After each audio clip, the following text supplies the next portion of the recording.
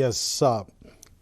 അമേരിക്കയെ സംബന്ധിച്ചിടത്തോളം ഇന്ത്യയിൽ നിന്ന് 17 ലക്ഷം ആളുകളാണ്, അല്ലെങ്കിൽ 17 ലക്ഷം കുടുംബങ്ങളാണ് അവരുടെ ആരെങ്കിലും അമേരിക്കയിൽ പഠിക്കുകയോ അല്ലെങ്കിൽ ജോലി ചെയ്യുകയോ ഒക്കെ ആയി ബന്ധപ്പെട്ട് വരുന്നത്. എന്നോടൊപ്പം ശ്രീ ടി.പി. ശ്രീനിവാസൻ സാർ കൂടി ചേരുന്നു. ശ്രീ ടി.പി. ശ്രീനിവാസൻ, ഇത് ഇന്ത്യയെ സംബന്ധിച്ചിടത്തോളം ട്രംപിൻ്റെ പുതിയ നയങ്ങൾ എത്രമാത്രം ഇന്ത്യയെ പ്രതിസന്ധിയിലെത്തിക്കും? 7,25,000 അനധികൃത ഇന്ത്യക്കാർ അമേരിക്കയിലുണ്ട് എന്നാണ് ഏറെക്കുറെ സ്ഥിരീകരിക്കപ്പെട്ട ഒരു കണക്ക്. 17 ലക്ഷത്തോളം ഇന്ത്യൻ കുടുംബങ്ങൾ പലതരത്തിൽ അമേരിക്കയുമായി ബന്ധപ്പെട്ട് കിടക്കുന്നു. ട്രംപ് എന്ന ഒരു പുതിയ ഭരണാധികാരി, അല്ലെങ്കിൽ ഒരു ഇടവേളയ്ക്ക് ശേഷം വരുന്ന ഭരണാധികാരി എന്ത് മാറ്റം ഉണ്ടാക്കും എന്നാണ് നമ്മൾ ഭയക്കേണ്ടത്?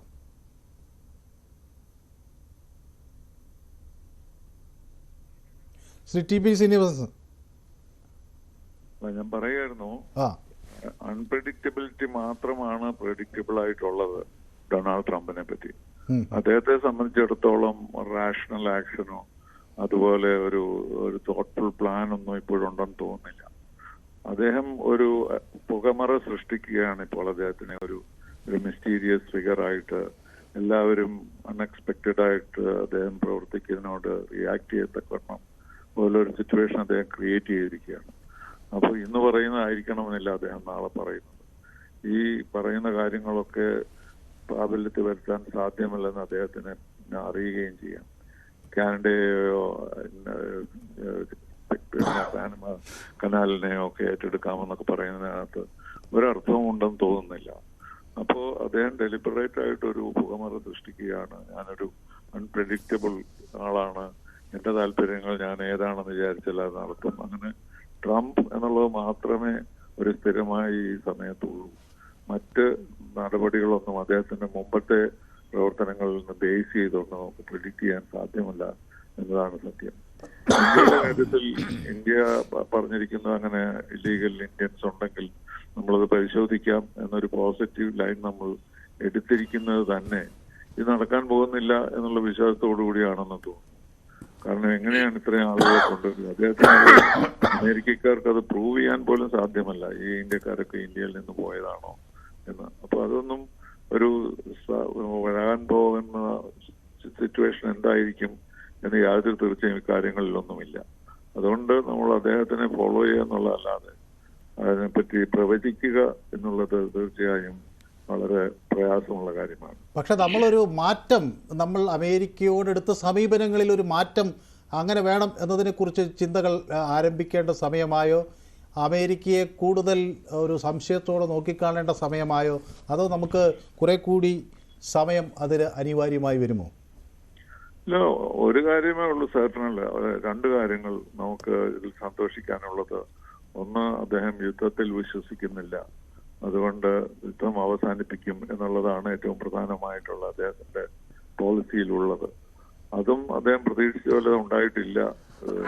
ഗാസയിലൊരു യുദ്ധവിരാമം ഉണ്ടായത് കൂടുതലായിട്ടൊന്നും സംഭവിച്ചിട്ടില്ല. റഷ്യ യുക്രൈൻ യുദ്ധം ഇപ്പോഴും തുടരുകയാണ്. അപ്പോ അതുമാത്രമായിരുന്നു അദ്ദേഹത്തിന്റെ ആദ്യത്തെ പ്രസംഗത്തിൽ നമ്മൾ മനസ്സിലാക്കിയത്. ബാക്കിയുള്ളതൊക്കെ വളരെ ഘടിതമായ തരത്തിലുള്ള ചർച്ചകൾ, ഒരു ഡിവൈസീവായിട്ടുള്ള ലോകത്തിനെ സൃഷ്ടിക്കാനുള്ള ഒരു ശ്രമം എന്നൊക്കെയാണ് നമ്മൾ അദ്ദേഹത്തിൽ നിന്ന് കാണുന്നത്. ഇന്ത്യയെ സംബന്ധിച്ചിടത്തോളം ചൈനയുടെ കാര്യത്തിലുള്ള അദ്ദേഹത്തിന്റെ താല്പര്യമുണ്ടെങ്കിൽ ചൈനയെ റിസ്ട്രെയിൻ ചെയ്യാൻ ഇന്ത്യയുടെ പ്രാധാന്യമായിരിക്കും നമുക്ക് അദ്ദേഹത്തോട് ഒന്നിച്ച് പ്രവർത്തിക്കാവുന്ന ഒരു കാര്യമായി ഇപ്പോൾ എനിക്ക് കാണാൻ കഴിയുന്നത്. ട്രേഡിന്റെ കാര്യത്തിൽ അദ്ദേഹത്തിന് യാതൊരു ലോജിക്കുമില്ല. ട്രേഡ് ഒരു വെപ്പണായിട്ട് ഉപയോഗിക്കുക, അല്ലെങ്കിൽ ത്രെറ്റൻ ചെയ്യാനായിട്ട് ഉപയോഗിക്കുക എന്നുള്ളൊരു സമീപനമാണ് അദ്ദേഹം എടുത്തിരിക്കുന്നത്. മുമ്പ് അദ്ദേഹം ശക്തമായ ഈ കാര്യങ്ങൾ എടുത്തിരുന്നു. പക്ഷെ ഇപ്പോൾ ഒന്നിൽ നിന്ന് മറ്റൊന്നിലേക്ക് മാറിക്കൊണ്ടിരിക്കുകയാണ്.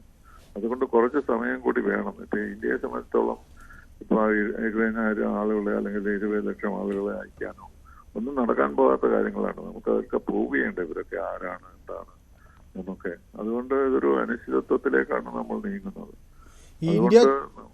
ഇന്ത്യ ചൈന ബന്ധം ഇപ്പോൾ മുൻകാലങ്ങളിൽ നിന്ന് വ്യത്യസ്തമായി കുറേ മെച്ചപ്പെട്ടു എന്ന് നമ്മൾ അവകാശപ്പെടുന്നു.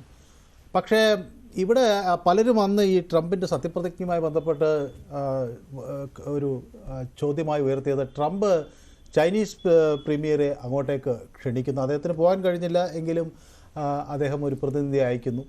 സ്വാഭാവികമായും അമേരിക്ക ചൈനയുമായി അടുക്കാൻ ശ്രമിക്കുന്നു എന്നൊക്കെയുള്ള ചോദ്യങ്ങൾ അന്ന് ഉയർന്നിരുന്നു. പക്ഷേ അത് അങ്ങനെ കാണേണ്ടതില്ല എന്ന തരത്തിൽ വിമർശനങ്ങളും വന്നിരുന്നു.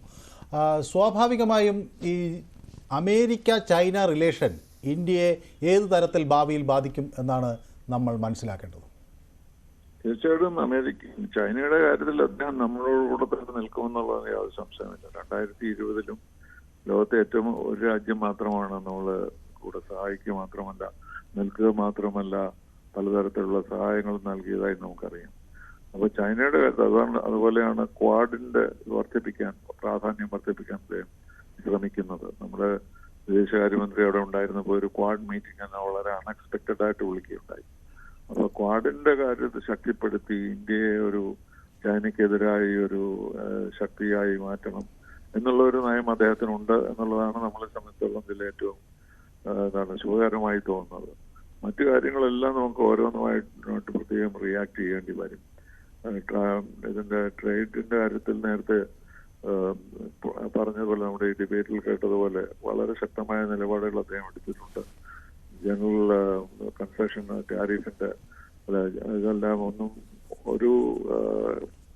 ഒരു യുദ്ധം കാര്യമായ തരത്തിലാണ് അദ്ദേഹം അതിനെ ഉപയോഗിക്കുന്നത്. അപ്പൊ അതുകൊണ്ട് ഒരു പോളിസി എല്ലാവരോടും എടുക്കുമെന്ന് എനിക്ക് തോന്നുന്നില്ല. പക്ഷെ ചൈനയുടെ കാര്യത്തിൽ അദ്ദേഹം നമ്മളോട് കൂടി തന്നെ നിൽക്കും എന്നുള്ളത് ഒരു പ്രധാനപ്പെട്ട കാര്യമാണ്. യെസ്, ഞാൻ താങ്കളിലേക്ക് മടങ്ങി വരാം. നിർമ്മല